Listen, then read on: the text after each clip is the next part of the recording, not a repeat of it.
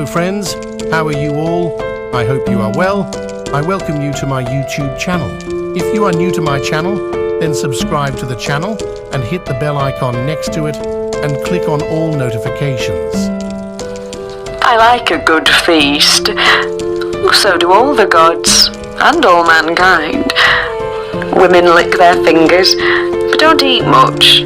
Maybe a bite of cheese, thinking of their waists. My Sif has a lovely waist, so small I can span it with my hands. Mind you, my hands are a good size, like the rest of me, what? And she has lovely hair, and she has... Oh well, enough of Sif. I'm trying to tell you about my fishing. We were all feasting with the sea god, Aeger, and a very fine feast it was, though a bit fishy for me. Both gods and men need red meat. Oh, a nice bit of reindeer roasted on the spit, served up with sweet red currant jelly. Too many herrings at Aeger's, in my view. But we were his guests, the guests of the god of the sea. I suppose he ought to have fresh fish. Anyway, there was plenty to eat. Thanks, Aeger, I kept saying. This is a great feast. We gods like to keep him in a good mood, for when the seas are calm, we gods and the people of the earth can go sailing and fishing with no worries. When Aeger loses his temper, Odin how the seas rage. Mind you, it isn't only Aeger who gets the seas in a froth. There is also the Midgard serpent. Know about him, do you? No? Oh, well, he's an offspring of that Loki, with some nasty giantess. He's a slithery, slimy beast, with a flickering tongue and bad breath that smells like the plague. And if you think that sounds nasty enough, he's a giant too. After he was born, he grew, and he grew, and even the gods started to fear him. One day, Odin, our king, picked up the squirmy beast and dropped him in the sea. Oh, silly thing to do that. He should have killed him when he had the chance. That sea serpent keeps on growing and growing, and now he encircles the whole world. He's a monster among monsters, and when he wriggles, oh, Odin, the seas go up and down like mountains, and it's best to take shelter in a nice little port somewhere. To carry on about the feast, of course, a good feast needs plenty of mead, and we all drank so much that Aeger ran out. He looked quite crestfallen, embarrassed even. Don't upset yourself, said my gorgeous wife. Thor will help out, won't you, Thor? Get me a giant cauldron, said Aeger, looking brighter. Then we can brew all we need. There was a great guffaw in the hall. Invited us to stay for a while, have you, Aeger? Of course I'll help, I said. But where will I find a cauldron big enough for us all? My friend Tyr, a brave young god, though of giant stock, but full of courage, piped up. We can take my father's. It must be a mile deep. I realised that it would be a big cauldron, because Tyr's father was a giant who lived in a cold castle. All the giants had castles, for no cottage was big enough. No doubt he liked to heat up water in his cauldron for a nice hot bath to warm himself up. Aeger clapped me on the back. Glad to see you here, Thor. You know that. But I'll be even more glad if you bring me back that cauldron. What drinking we'll have! I set off with Tyr, disguised as a young man, though nothing could hide my massive shoulders. I was not sad to leave Aeger's merry hall, for a feast is all sitting down, and I like to be up and about. Tyr is a good fella, always ready to help you out, and cheerful with it.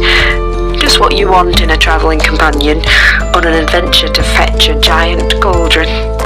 We had a long way to go. The giant's land is far away. But eventually, we got to Tyr's home castle. Tyr banged on the door. It was his family after all. His mother opened the bolts and let us in. She was beautiful, though a giantess. Not that I mind large women. And it was from her that Tyr got his looks. Not his father, that's for sure. You better hide, said his mother. My giant doesn't like strangers, and when the fishing's bad, he can be nasty. Here, under these cauldrons. Mother, said Tyr, you're right, we do need to hide, but my friend Thor is our guest. You should kill an ox for him. Oh, it's a lot of work, she said. But she went off all the same. Later, she came back with bloody hands and a great ox. Heat up the fire, my boy, I've done what you asked. Tyr puffed and puffed the bellows till there was a roaring fire.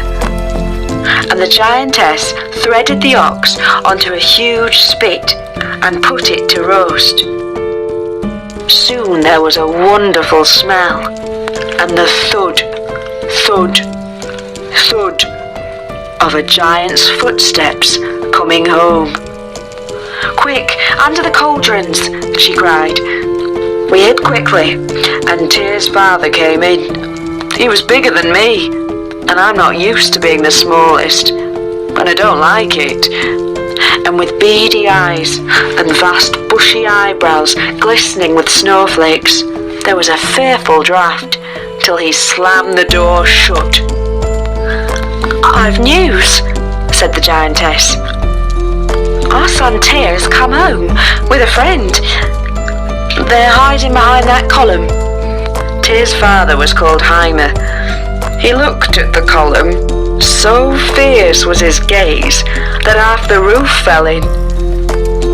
And all the cauldrons were smashed, except that one hiding me and Tyr. We stepped out. Said Aeger, who was not at all glad to see me.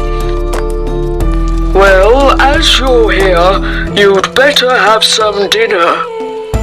I've killed an ox, said the giantess. Actually, I killed 3 deer. You often eat a whole one yourself, and we've got guests. Said Aeger. Lay up, can't you? I'm hungry. Tyr and I sat down at the table with Aeger, while the giantess set the mead on it and passed the ox to me. As you can imagine, I helped myself, and there wasn't much left when I'd finished. You'll have to wait, said the giantess to Aeger. We've only got one spit, and she skewered a second ox on it. I was quiet. I accept I was a noisy eater and muncher, but I said nothing. No one did. Aeger watched grumpily as I ate. If you eat like that, it'll be fish tomorrow, he said. We can't kill 3 oxen every day for dinner. It was a tasty meal, and I felt pleasantly full after eating up the ox. Phew, I said, more to strike up conversation than for any other reason, for the hall was not cheerful. Did you say you're going fishing tomorrow? I'd like to come. Will you take me? I've strong arms for the rowing. I row far out to sea, said Aeger. A stripling like you might catch your death of cold. My hand twitched on my hammer. Tyr placed his hand on my arm to calm me. With difficulty, I controlled myself. I like rowing, I said. What do you use for bait? Said Aeger, as he always did. Find your own.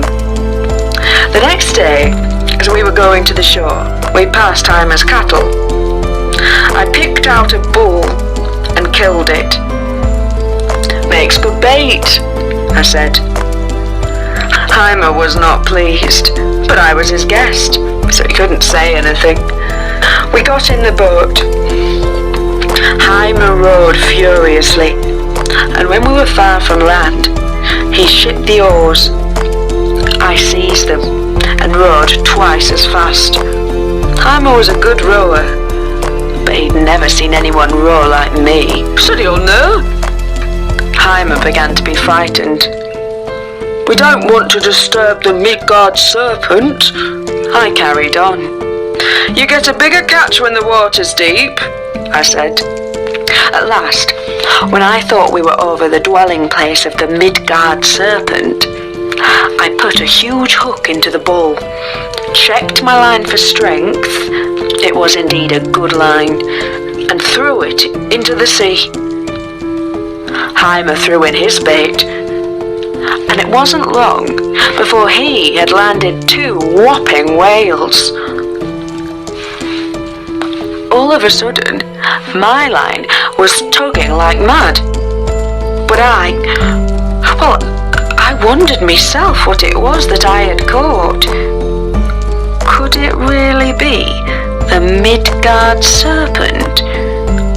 I summoned my divine strength, pulled and reeled in my line, and the waters began to heave. Yes, I pulled and was pulled, heaved and was heaved, and my heart soared. I, Thor, would slay the dreaded Midgard serpent which all the world and Odin himself had feared. I yanked the head of the monstrous reptile out of the water, gripped it fiercely. Now it was hissing and shaking and lashing its tail, and the sea was swelling and our boat was bobbing up and down. Still I heaved on the line. "My hammer!" I shouted. Tyr did not need to be asked twice, and put it into my hand. "Death to the serpent!" I cried, and was about to strike, but at that very moment Hymer took fright and cut the line. "You fool!" I cried, and I thumped him. The serpent swam off at full speed, glad no doubt to have tangled with Thor and lived to tell the tale. How he would boast to the slimy little serpents when he returned to his sea lair. "We've still got the whales," said Hymer. "Whales? What are whales compared to the Midgard serpent?" I said. Still, there was nothing for it. Hymer the giant was a shaking wreck. Tyr sniffed the sea air as if he were on a cruise, and I rowed us back to land, working off my fury with the exercise. Once back in the hall, Hymer recovered himself. "Wife," he thundered, "I promised you fish, and here are 2 whales. Bring me a cup and some wine." She did. The goblet I saw was beautiful. "Thor," said the giant, for he had guessed who I was, "he who would drink my wine must first break my goblet." My good friend Tyr whispered in my ear, "Dash it against his forehead." I seized the goblet and smashed it into smithereens against Hymer's head. "Come, Tyr, it's time to go." I picked up the giant cauldron, which is what we came for after all, and marched out of the door while Hymer was still dazed. We went at a good pace, which was just as well, for soon half the giants in Jotunheim were in hot pursuit. "Oh, this'll be fun," I said, and put down the cauldron to get my hammer ready. Biff! Paff! Bang! Soon, Tyr and I were standing surrounded by a hillside of dead giants. So, off we went, with Tyr singing to cheer us along. We made our way back to Aeger's hall, where we were eagerly awaited. The cauldron was put to brewing mead, and the feast carried merrily on, while I told the other gods all about our fishing trip. And the one that got away. Oh, what a size that brute was! Oh, you'd never seen anything like him, I tell you. And that was A Fisherman's Tale to End All Tales, told by Thor, the Norse god of thunder. I do hope you enjoyed it. And you might like to know that Charlotte has written some verses which tell tales from the Old Testament. They're called Rhyming Bible Stories, and they are available from Amazon for Kindle, and will soon be in paperback too. To watch and listen new true stories and fictional stories, subscribe my channel and click on the bell icon for all notifications so that you can be the first whenever I upload a video. Thank you.